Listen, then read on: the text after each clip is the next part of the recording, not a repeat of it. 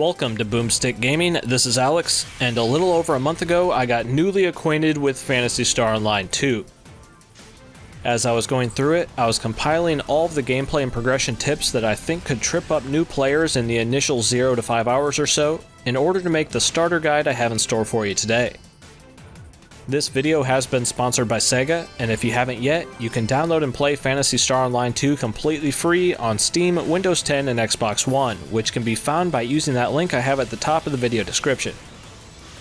If you're planning on starting this action RPG boss battler, well, make sure you have seen my self-proclaimed glorious PSO2 gameplay overview first, of course, which is at the top right hand corner of the screen right now. But if you've already seen that and or just want the raw tips I have in store for you today, let's just cut to it and get right into them.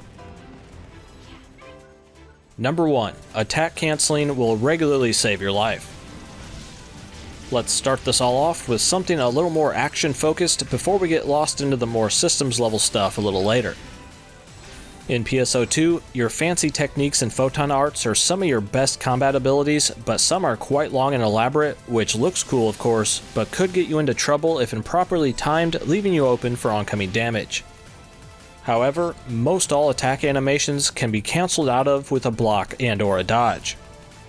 This gives you instant access to all of your defensive options, even while attacking, or you can use this canceling method to play a little bit more aggressively by cutting out the long ending lag of some of those attacks and combos. This will likely save your life more often than any other element in the game, so make sure you really know your weapon's entire moveset and which things can be cancelled out of with a block or a dodge. All it takes is a simple press of their corresponding buttons to find out. Number 2. Grab a beverage before heading out. In the main town area, or when you're about to head out into a mission, the medical terminal can be used to drink a fairly low-cost buff to either your attack, defense, HP, PP, or resistances, while also giving some secondary passives as well. The different types won't stack together and they only last one mission, but this can be one of the easiest ways to boost your stats or make up for one of your more lacking stats. For example, my character is built somewhat like a glass cannon melee attacker, so I usually take a defense or HP drink before any mission to help offset my poor survivability. To give a little context, my HP was at 1035, but then after guzzling the Guts Drink ZX, this boosted it up to a much more comfortable 1552, and also gave me a bonus threat level reduction as well, which is like aggro in PSO. Pretty useful and pretty cheap, so make sure you do this every time if you like easy boost to your character. Number 3. You probably have rewards waiting. You'll be getting drenched in useful items and rewards as you work through PSO2, but some can be easily missed if you don't know where to claim them. First, make sure you regularly check the title reward counter right next to where you leave out on missions. These are like achievements you'll be passively earning, but you need to actually claim the rewards once they're complete. Next, the ARC's mission officer right across from that will allow you to claim things you've earned just from normal progressing through the game. Check that as well. Then, at any Visiphone terminal, you can claim campaign-associated rewards as well.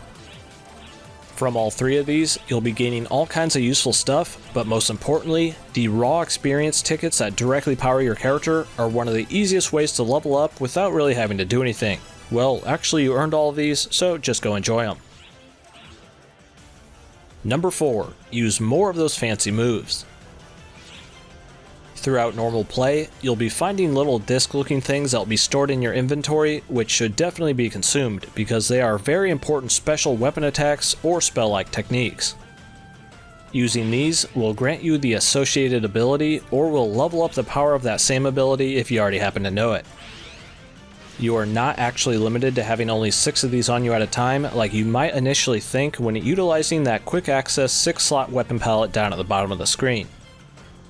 Any technique, photon art, or attack can be assigned anywhere on your bottom bar, which can greatly expand the attacks you have access to, allowing for longer combos that string through your entire repertoire.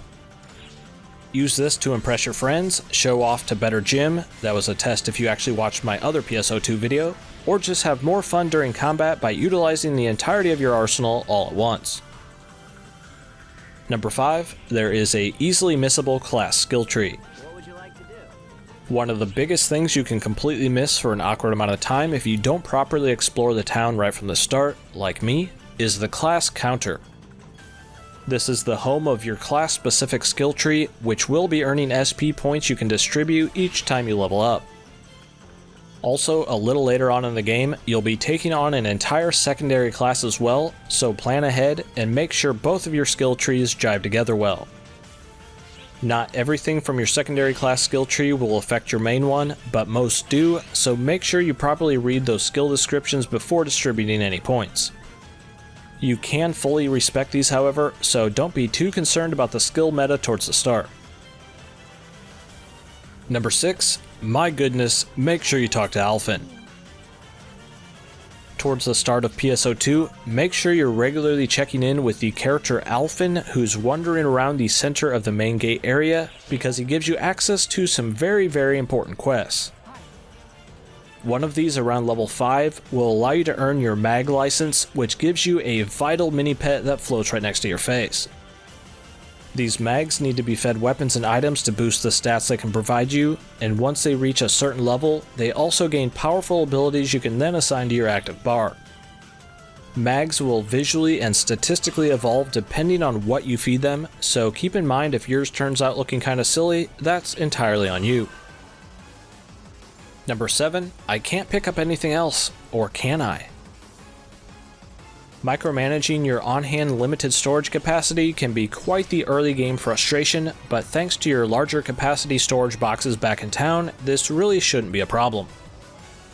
Even when out on a mission, if your inventory is full, and it will be quite often, no problem, jump into the items you have on you, and from there, you can magically send them all away straight into your larger default or character storage boxes that will be awaiting you back at town.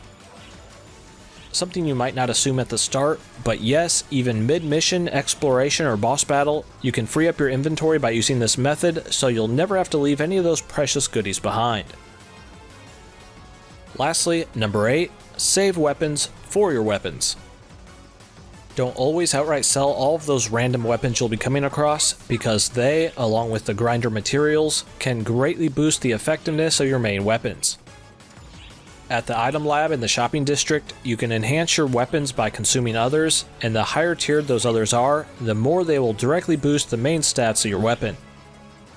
You can also boost the power of your defensive gear as well at the very useful item lab. And with that, those were all the starter tips I had for you today, and make sure to let me know if you found any of this to be useful, or if you haven't started playing yet, let me know if you feel a bit more prepared at least.